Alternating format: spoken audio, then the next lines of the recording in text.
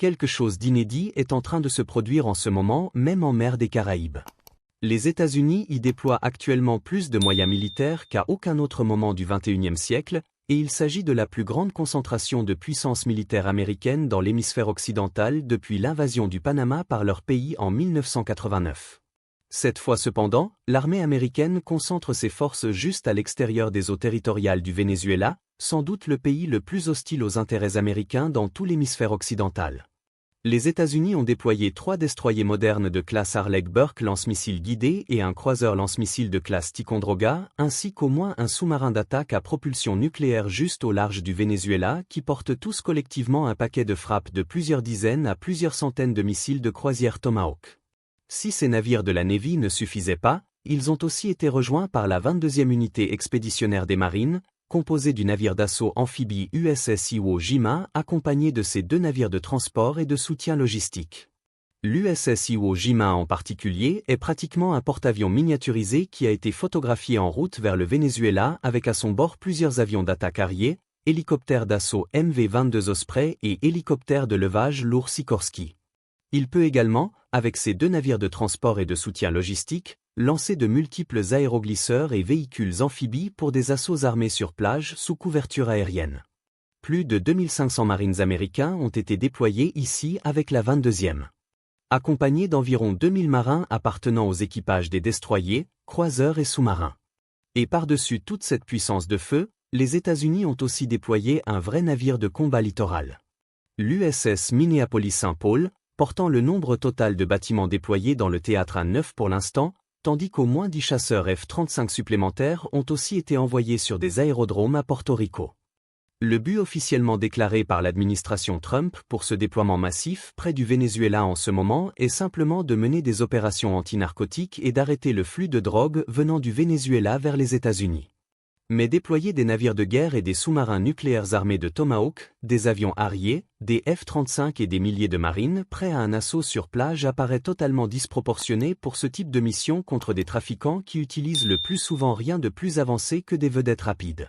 La plupart des drogues entrent aujourd'hui aux États-Unis par la côte pacifique de toute façon, tandis qu'une grande partie supplémentaire arrive par voie aérienne.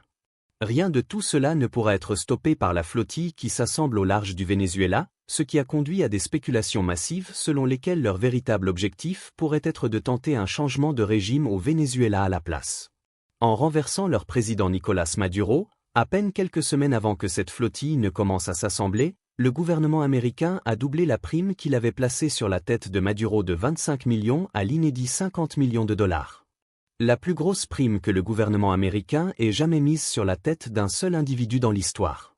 Pour bien comprendre à quel point cette prime de 50 millions récemment placée sur Nicolás Maduro est énorme, elle est le double de la prime que les États-Unis avaient mise sur d'autres hommes qui figuraient autrefois en tête de leur liste des plus recherchés comme Oussama Ben Laden, Saddam Hussein et l'ancien leader de l'État islamique Abu Bakr al-Baghdadi.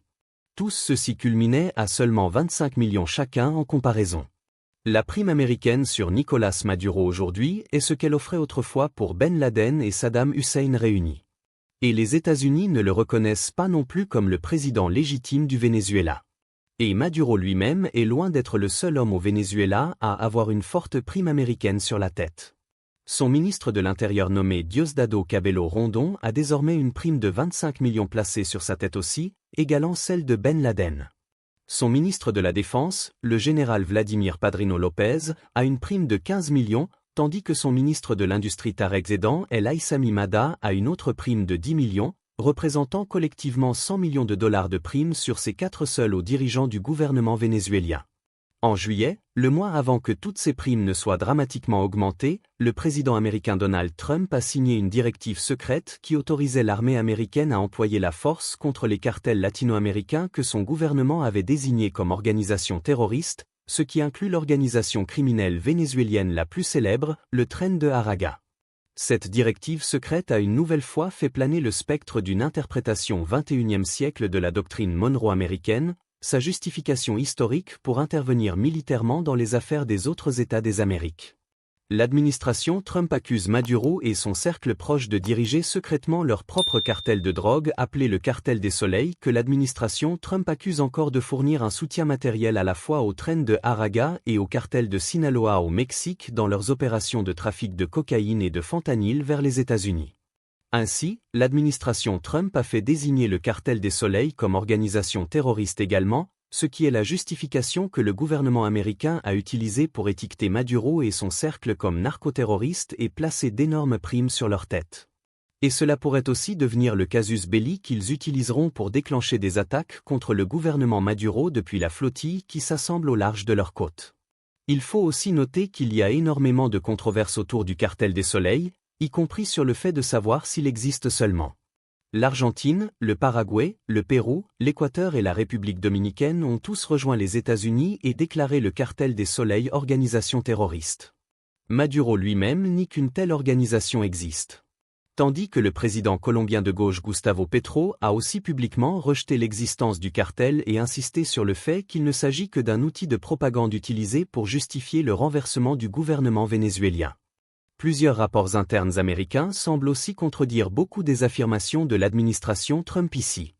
En mai, un rapport déclassifié du National Intelligence Council concluait que le gouvernement Maduro n'avait probablement aucune politique de coopération avec le train de Araga, ni ne dirigeait aucune de ses opérations aux États-Unis. De même, le gouvernement mexicain a aussi dit qu'il n'avait jamais trouvé aucun lien entre le gouvernement de Maduro au Venezuela et le cartel de Sinaloa au Mexique. Néanmoins, les justifications et casus belli ont été rédigés et la puissance de feu mise en place. Tout ce qu'il reste à faire maintenant est simplement d'appuyer sur la gâchette. Et le 2 septembre, les premiers coups ont été tirés. Un bateau transportant 11 Vénézuéliens en eaux internationales qui était parti du Venezuela a été touché par un missile, probablement tiré par un drone américain MQ-9 Reaper, tuant tout le monde à bord. Le gouvernement américain a affirmé ensuite que le bateau transportait une grande quantité de drogue et que toutes les personnes à bord étaient membres du train de Araga, représentant potentiellement la première frappe mortelle par drone américain contre un cartel latino-américain depuis le retour de Trump à la présidence. Cette opération contraste fortement avec les procédures traditionnelles que les États-Unis ont utilisées contre les bateaux de trafiquants par le passé, qui sont généralement interceptés par les gardes-côtes et abordés, afin que leur contenu puisse être vérifié et leurs équipages arrêtés. Faire exploser un bateau suspect de trafic de drogue avec une frappe de drone n'est pas quelque chose qui s'était produit jusqu'à présent, et cela n'a fait qu'ajouter à l'escalade en cours autour du Venezuela. Depuis que l'administration Trump accuse le gouvernement de Maduro de maintenir directement des liens avec le train de Araga, ajoutant encore plus de carburant au feu, CNN a aussi commencé à rapporter que selon de multiples sources internes, l'administration Trump envisage actuellement d'initier des frappes militaires contre des cibles de cartels à l'intérieur même du Venezuela, ce qui pourrait ostensiblement signifier des frappes contre le train de Araga ou contre le gouvernement vénézuélien lui-même, que l'administration Trump affirme être essentiellement indistinguable d'un cartel. Maduro lui-même semble croire que la flottille américaine qui se rassemble au large de ses côtes prépare bien une attaque contre lui et pour le chasser du pouvoir. Il s'affole sur les réseaux sociaux et dans ses discours à ce sujet. A ordonné une mobilisation totale de son armée. A appelé des millions de citoyens vénézuéliens supplémentaires à rejoindre les milices armées du pays pour résister à toute attaque. A déployé au moins 15 000 de ses troupes à la frontière avec la Colombie. Et a juré de résister et de combattre les États-Unis jusqu'au bout amer en cas d'attaque réelle. Le 5 septembre, une paire de chasseurs vénézuéliens F-16 a volé près des navires de guerre américains en signe de défi, et les États-Unis ont averti qu'ils pourraient être abattus la prochaine fois s'ils étaient jugés menaçants. Ce n'est vraiment pas une exagération du tout de dire que les États-Unis et le Venezuela n'ont jamais été aussi proches du bord de la guerre qu'ils le sont actuellement. Alors, que se passe-t-il exactement ici ? Comment les États-Unis et le Venezuela en sont-ils arrivés là ? Quels sont les risques d'un conflit réel à la fois maintenant et à l'avenir ? Et allons-nous finir par obtenir le monde dans lequel nous jouions dans Mercenary 2 à la fin des années 2000 ? Ça couve depuis un bon moment parce que les États-Unis et le Venezuela entretiennent une relation très hostile depuis pratiquement toute ma vie. Pour donner un petit récapitulatif historique, le Venezuela devrait logiquement être une superpuissance énergétique mondiale parce qu'il contrôle les plus grandes réserves prouvées de pétrole de la planète, plus même que l'Arabie Saoudite. Le pétrole au Venezuela fournissait autrefois au pays des richesses fabuleuses. Et encore dans les années 1970, Le Venezuela avait le PIB par habitant le plus élevé d'Amérique latine grâce à cela. Mais le pétrole vénézuélien est lourd, acide et plein d'impuretés comme le soufre. Ce qui signifie qu'il est assez difficile à raffiner. Le Venezuela a pu obtenir l'assistance technique dont il avait besoin en matière de forage et de raffinage en attirant les grandes compagnies pétrolières étrangères comme ExxonMobil, ConocoPhillips, Chevron et Shell dans le pays à travers des coentreprises avec la compagnie pétrolière d'État vénézuélienne PDVSA. Les profits pétroliers étaient partagés 60-40e entre PDVSA détenu par l'État et les compagnies énergétiques étrangères. PDVSA gagnait une expérience étrangère précieuse et la relation économique avec les États-Unis s'épanouissait. Et à cause de la proximité géographique des États-Unis avec le Venezuela, les compagnies énergétiques américaines ont construit un réseau dense de raffineries lourdes à travers la côte du Golfe au Texas et en Louisiane qui pouvaient traiter le brut extra lourd du Venezuela proche, ce qui a encore renforcé la relation États-Unis-Venezuela. À la fin des années 1990, un écrasant 60 à 70% des exportations pétrolières du Venezuela partaient tous vers les États-Unis, tandis que le pétrole vénézuélien représentait environ 15% de toutes les importations pétrolières américaines.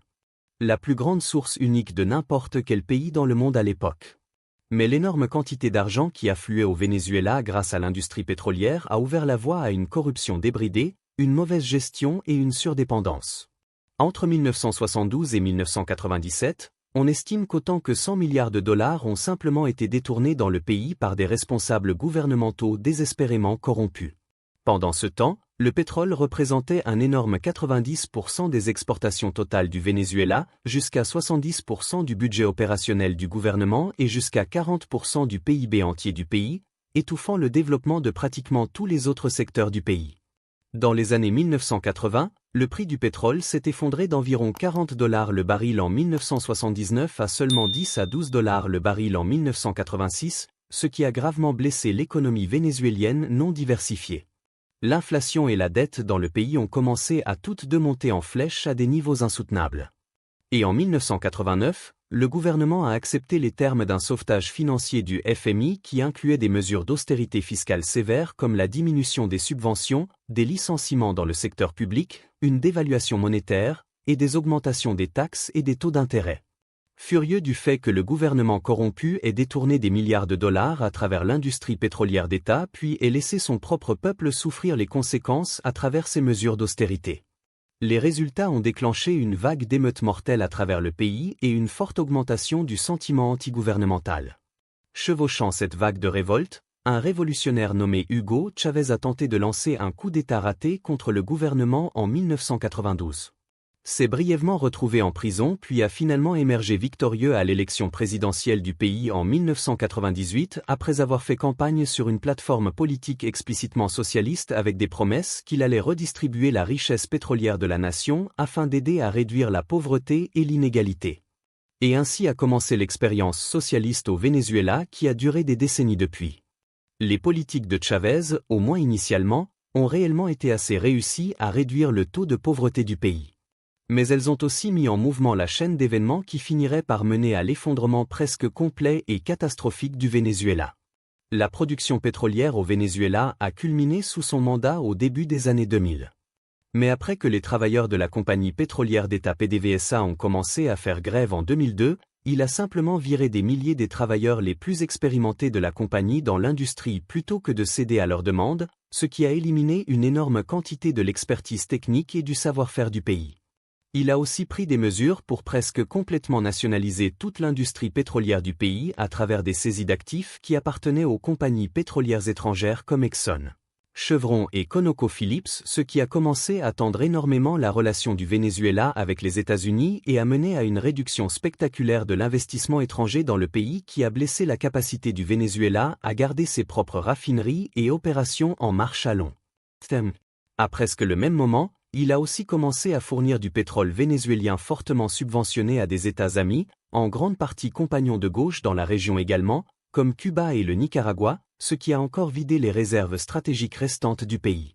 En seulement 15 ans après avoir été élu en 2013, Chavez a supervisé le fait que la dette nationale du pays double tout en regardant leurs réserves stratégiques de pétrole diminuer et diminuer. C'était un système insoutenable, mais c'était aussi un système populaire qui a permis à Chavez d'élargir régulièrement les pouvoirs de son poste à des niveaux quasi dictatoriaux. Il a éliminé les limites de mandat présidentiel, et il a fait harceler ou même fermer plusieurs médias indépendants. Quand il est mort en fonction en 2013, l'homme de main de Chavez et vice-président Nicolás Maduro a pris la présidence après lui, et il a saisi l'opportunité de rapidement consolider sa position en une dictature à part entière. En 2014, juste l'année après qu'il ait pris le relais, le prix mondial du pétrole s'est effondré à nouveau de plus de $100 le baril à moins de $30 le baril début 2016, ce qui a jeté l'économie vénézuélienne qui était toujours paralysamment surdépendante du pétrole dans une spirale descendante. Les généreuses politiques de protection sociale et subventions de Chavez, qu'il avait rendu énormément populaire auprès du peuple, ne fonctionnaient que tant que le prix du pétrole restait élevé et que le Venezuela gagnait beaucoup d'argent. Une fois que le prix du pétrole s'est effondré sous Maduro, la nation ne pouvait plus se permettre ces dépenses fastueuses de l'ère Chavez. Des protestations et émeutes ont éclaté à travers le pays alors que les services et emplois étaient dramatiquement coupés et que l'inflation montait en flèche, auquel Maduro a répondu avec violence et répression qui ont immédiatement diminué sa popularité. En 2015, l'administration Obama a déclaré le Venezuela une menace pour la sécurité nationale et a autorisé des sanctions ciblées contre Maduro et d'autres responsables gouvernementaux. Mais la vraie avalanche de sanctions et la rupture des relations États-Unis-Venezuela viendraient plus tard pendant la première administration Trump. Alors que la crise politique et économique au Venezuela s'approfondissait et que Maduro devenait de plus en plus autocratique, la première administration Trump est progressivement venue à embrasser une politique de pression maximale contre Maduro dans une tentative de forcer son départ du pouvoir par des moyens économiques, surtout après la controverse de l'élection de 2018 dans le pays. Cette année-là, Maduro a prétendu avoir gagné la réélection pour un second mandat de 6 ans comme président dans une élection qui a été largement entachée d'irrégularités, l'interdiction des principaux candidats d'opposition de se présenter, une participation extrêmement basse et des accusations de fraude. Tous les opposants politiques de Maduro qui se sont présentés contre lui ont refusé de reconnaître les résultats de l'élection de 2018, tout comme les États-Unis, l'Australie, l'Organisation des États américains et l'IE. Au même moment, beaucoup des alliés internationaux de Maduro ont choisi de le soutenir et de reconnaître les résultats, y compris Cuba, le Nicaragua, la Russie, la Biélorussie, la Chine, la Corée du Nord, l'Iran, la Syrie et la Turquie, préparant le terrain pour que le Venezuela devienne un point chaud dans la nouvelle guerre froide du XXIe siècle. La première administration Trump a refusé de reconnaître l'élection et a d'abord déclaré Maduro un usurpateur illégitime quand son second mandat a commencé en janvier 2019. Les États-Unis ont reconnu Juan Guaidó, le chef de l'Assemblée nationale contrôlée par l'opposition du pays, comme le président par intérim du Venezuela à la place, ont rompu leurs relations diplomatiques restantes avec le Venezuela et ont expulsé les diplomates du pays de Washington. Des relations de longue date qui avaient duré des décennies et avaient été tendues pendant des années ont finalement été brisées au point d'hostilité ouverte. Et par-dessus tout cela, Trump a conduit les États-Unis à déclencher une avalanche de nouvelles sanctions sur le Venezuela aussi, qui étaient conçues pour essayer d'encourager le départ de Maduro. L'accès restant du Venezuela au système financier américain a été éliminé, ce qui a rendu beaucoup plus difficile pour le pays d'emprunter de l'argent et de refinancer sa dette. D'autres sanctions étaient conçues pour cibler et étrangler l'industrie pétrolière vénézuélienne. Les compagnies américaines ont été complètement interdites d'acheter du pétrole vénézuélien, tandis que d'autres sanctions ciblaient les compagnies impliquées dans le transport du pétrole vénézuélien vers des pays tiers également. Cela a éliminé la capacité du Venezuela à accéder aux raffineries lourdes autour du Golfe américain qu'ils avaient utilisées pendant des décennies pour raffiner leur pétrole, tandis que d'autres sanctions bloquaient les pièces détachées et produits chimiques entrant au Venezuela pour les empêcher de maintenir adéquatement leur propre raffinerie aussi. Couplées avec leur propre fuite des cerveaux auto-induites des travailleurs pétroliers expérimentés virés pendant les années de Chavez et des décennies de mauvaise gestion, sous-investissement et corruption. Les sanctions ont aidé à faire complètement s'effondrer la production pétrolière vénézuélienne. Et avec elle, l'économie vénézuélienne aussi. Après 2015, la production pétrolière vénézuélienne a commencé à tomber d'une falaise alors que les sanctions commençaient à mordre au point où aujourd'hui le Venezuela produit moins de pétrole qu'il n'en produisait pendant la Seconde Guerre mondiale. Malgré avoir les plus grandes réserves du monde entre 2014 et 2021 sous le gouvernement de Maduro, l'économie vénézuélienne s'est effondrée d'un presque incroyable 3/4. L'un des effondrements économiques les plus catastrophiques qui ait jamais été témoin dans l'histoire moderne. L'hyperinflation s'est installée et a atteint jusqu'à 130 000 % en 2018, rendant la monnaie vénézuélienne presque sans valeur dans le processus. Et tandis que l'inflation a ralenti depuis, elle était encore à 190 % aussi récemment que 2023. Tous ces problèmes collectivement ont plongé le Venezuela dans ce qui a probablement été la plus grande crise civilisationnelle du pays dans toute son histoire. Les biens et services de base, y compris la nourriture, l'eau et l'essence, sont tous devenus précieusement rares. Et fin 2022, plus de la moitié de la population vénézuélienne avait été réduite à vivre dans la pauvreté. De loin le pourcentage le plus élevé vu sur le continent sud-américain. Et tout cela avait été explicitement conçu pour détruire la popularité de Maduro et miner sa légitimité au Venezuela et espérer mener à son retrait de l'intérieur. Mais ironiquement, les sanctions que Trump a balancées sur le Venezuela pendant son premier mandat ont contribué directement à la crise migratoire sans précédent du pays plus tard pendant l'administration Biden qui l'utiliserait comme un enjeu pour s'aider à se faire réélire en 2024. Depuis 2014, près de 8 millions de réfugiés vénézuéliens sont crus avoir fui le pays tout autour du monde, avec beaucoup d'entre eux se dirigeant vers le nord vers la frontière sud des États-Unis. En 2021, peu après que Trump ait quitté ses fonctions, les Vénézuéliens sont devenus la deuxième nationalité la plus courante arrivant à la frontière sud, restant seulement derrière les Mexicains. Et en 2023, le nombre de migrants vénézuéliens sans papier résidant aux États-Unis avait augmenté de presque 10 fois par rapport à 2019, autour du moment où les lourdes sanctions ont été imposées pour la première fois. De seulement environ 64 000 à l'époque, à environ 650 000 en 2023. Encore pire, pour la première administration Trump, les sanctions n'ont même pas accompli leur plus grand objectif, retirer Maduro du pouvoir. Il a persisté, s'accrochant au pouvoir et écrasant toute protestation qui surgissait contre lui, résultant en la mort de dizaines à centaines de manifestants depuis l'élection contestée de 2018, selon la source. Et l'isolement de Maduro des États-Unis et du monde occidental l'a mené à augmenter les liens du Venezuela avec Cuba, la Russie, la Chine et l'Iran à la place. Tout cela a aidé à étayer sa position au pouvoir de diverses manières. Les services de renseignement de Cuba ont commencé à lui fournir leur assistance. La Russie et l'Iran ont tous deux commencé à fournir au Venezuela des armes pour remplacer la perte en armes américaines, tandis que la Chine a commencé à acheter la plupart de ce qui restait des exportations pétrolières vénézuéliennes en déclin. Tout cela a essentiellement fait du Venezuela une seconde plus grande Cuba dans l'hémisphère occidental d'un point de vue géopolitique. Et par-dessus les sanctions, Trump a aussi mis la première prime sur Maduro pendant son premier mandat aussi. En 2018, l'administration Trump a claqué une prime de 15 millions sur la tête de Maduro basée sur des accusations qu'il dirigeait personnellement les opérations du cartel des Soleils avec d'autres hauts responsables militaires et politiques vénézuéliens. Prétendument, le gouvernement américain accusait le cartel des Soleils d'utiliser l'appareil d'État du Venezuela pour diriger un vaste projet de trafic de cocaïne vers les États-Unis, l'Europe et ailleurs comme source alternative de revenus gouvernementaux face aux sanctions imposées par les États-Unis.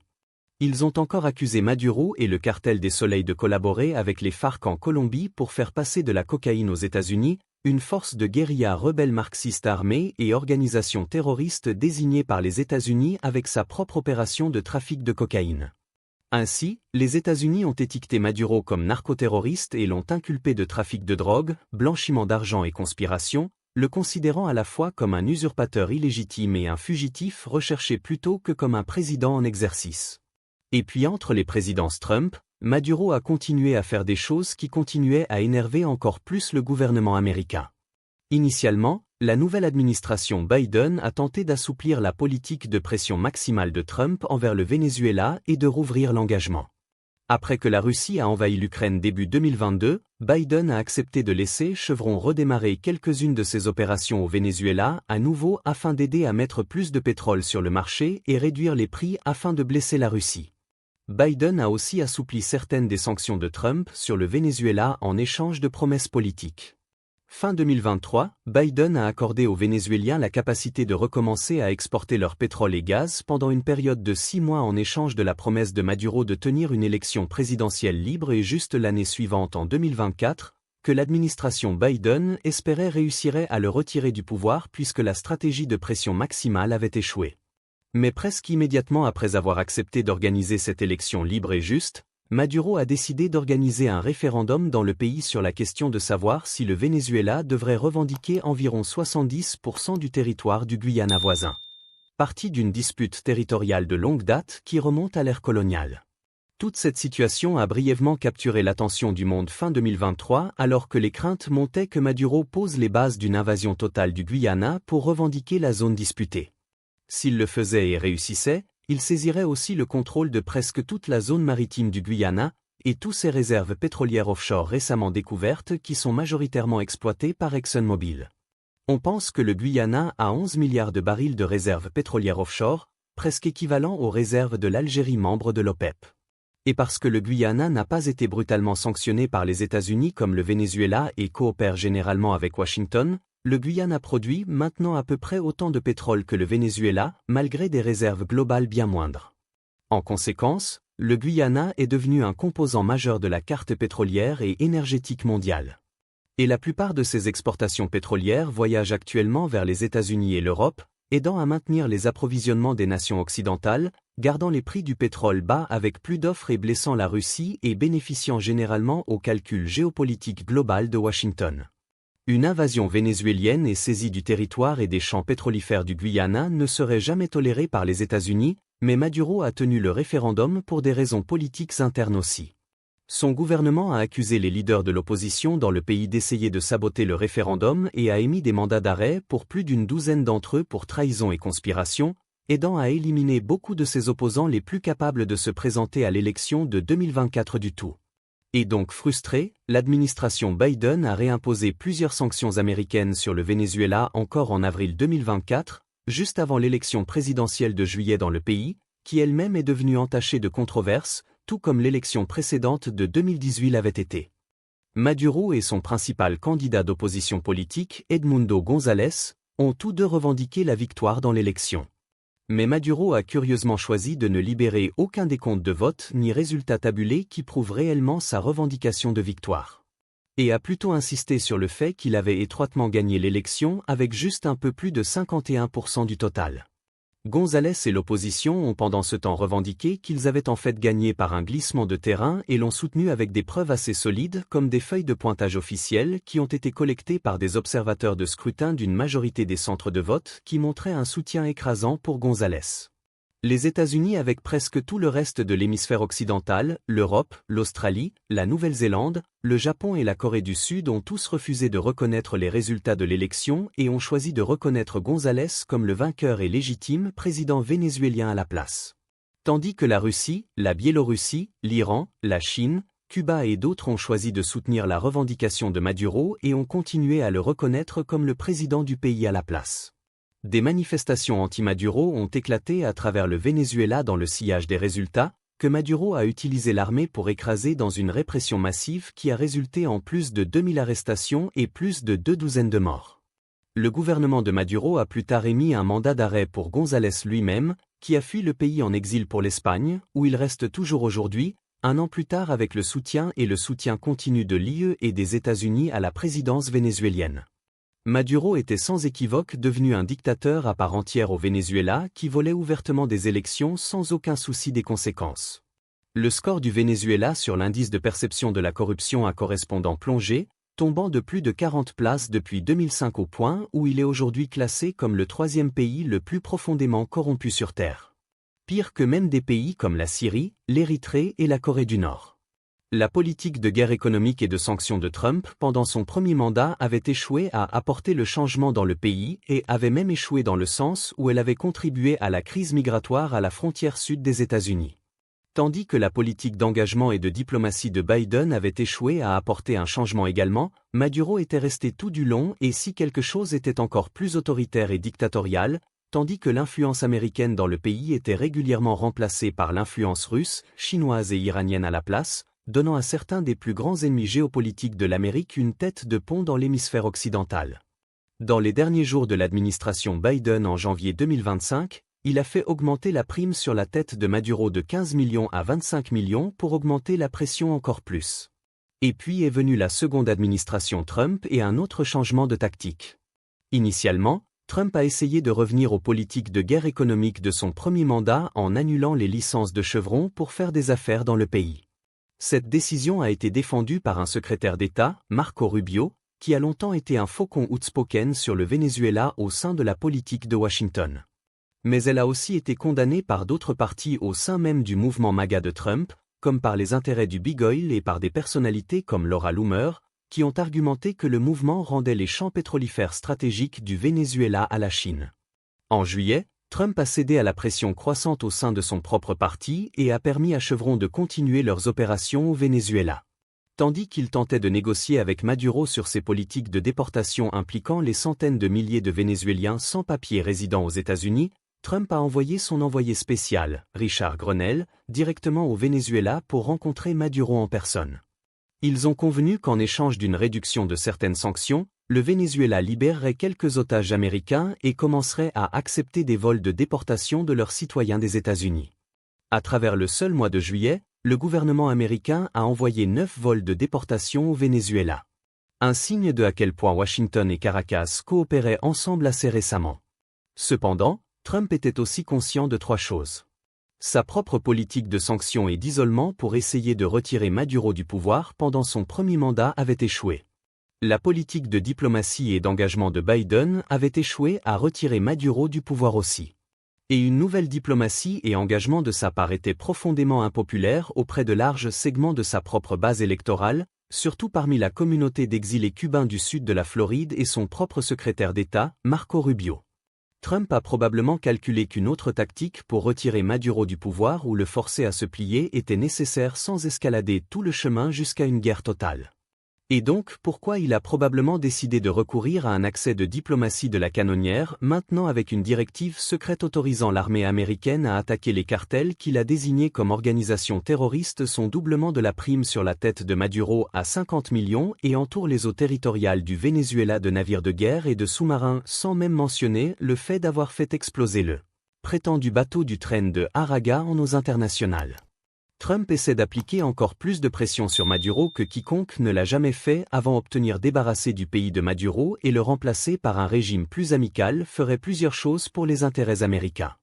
Premièrement, s'il faut croire que le cartel des soleils existe réellement et Maduro utilise bien les pouvoirs de l'État vénézuélien pour s'aligner avec le train de Araga et d'autres cartels pour faire passer cocaïne et fentanyl aux États-Unis, le renverser du pouvoir réduirait une source significative de drogue entrant dans le pays.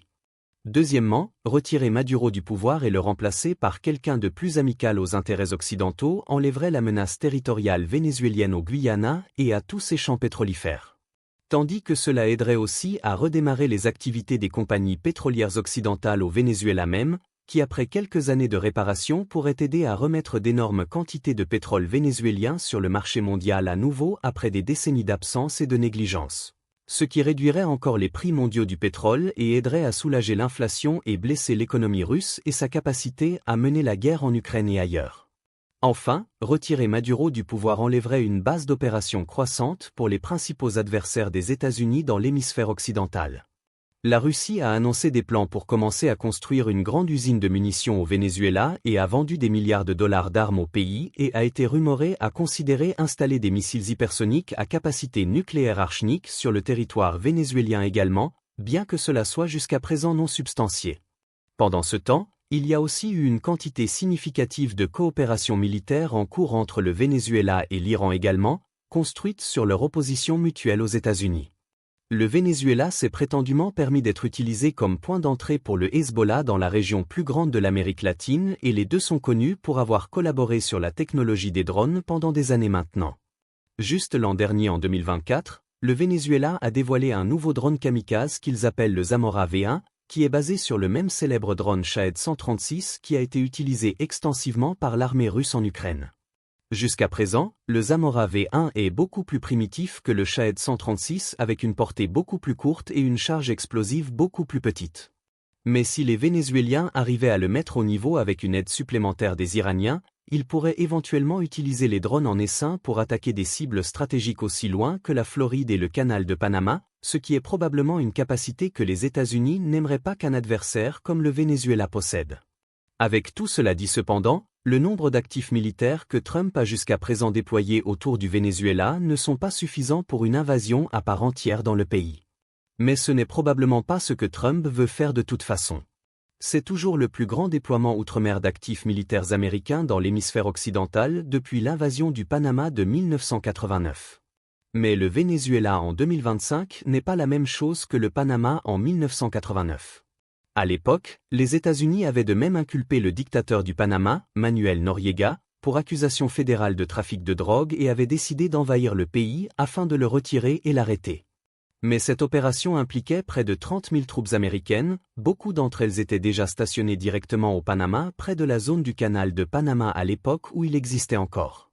Et le Panama était un pays beaucoup plus petit avec une population beaucoup plus petite que le Venezuela aujourd'hui. Seulement 4 500 troupes américaines ont jusqu'à présent été positionnées autour du Venezuela à bord de leurs navires. Bien trop peu pour réellement envahir le pays, retirer Maduro du pouvoir et l'occuper. Mais cela n'est pas dire qu'ils ne peuvent toujours pas aider à retirer Maduro du pouvoir de toute façon. Trump parie probablement qu'après l'élection très disputée de 2024 et les manifestations dans le pays, Maduro est actuellement profondément impopulaire auprès de son propre peuple. La prime de 50 millions sur sa tête et les dizaines de millions de dollars sur la tête de ses copains avec la présence de tous les navires de guerre américains rassemblés juste au large pourrait juste tenter quelqu'un de lancer une rébellion avec l'attente que les navires de guerre et la puissance aérienne américaine leur donneront de l'assistance. Donnant aux États-Unis les forces terrestres dont ils ont besoin sans avoir à en commettre aucune des leurs. Similaire à comment la puissance aérienne de l'OTAN a aidé les rebelles libyens sur le terrain à renverser le régime de Mouammar Kadhafi en 2011. Si une série similaire d'événements devait se produire au Venezuela, les États-Unis ont aussi déjà l'homme en attente qu'ils voudraient pour remplacer Maduro. Edmundo González, toujours en exil en Espagne, que Washington reconnaît toujours comme le président légitime du Venezuela. Les missiles Tomahawk à bord des destroyers, croiseurs et sous-marins avec les F-35 connus pour être déployés à Porto Rico permettent aux États-Unis de décider de frappes aériennes chirurgicales contre les actifs et infrastructures les plus critiques de Maduro. Ils pourraient choisir d'attaquer des sites narcotiques ou même des éléments de l'État comme des sites militaires et de commandement ou même les sites de production et de raffinage pétrolier encore opérationnels du Venezuela. Ils pourraient même recourir à des frappes de décapitation ciblant Maduro lui-même et ou ses généraux et officiers seniors.